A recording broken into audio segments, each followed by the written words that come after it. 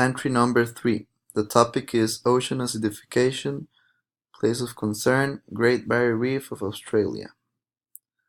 Oceans play a major role in a global climate.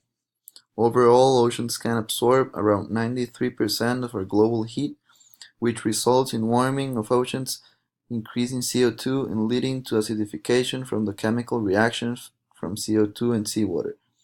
Our oceans are absorbing more than a quarter of the CO2 emitted to the atmosphere, largely due to human activities. Coral reefs, especially the Great Barrier Reef of Australia, are highly vulnerable to ocean acidification. Studies have found that the Great Barrier Reef has been cut in half since 1985 due to ocean acidification. It becomes harder for coral reefs to build the hard structures to protect them. Studies show that ocean acidification is holding back coral growth. The forecasts in terms of environmental change are uncertain. However, projections suggest that there will be a pH decrease of 0.3 by 2100, which would be a 150% increase in ocean acidification compared to the pre-industrial times.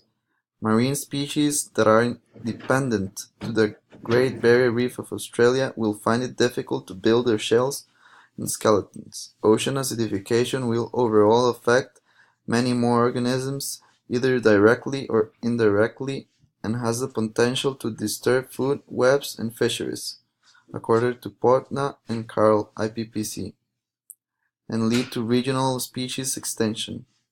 The cause of ocean acidification is very clear: carbon pollution by the release of burning fossil fuels.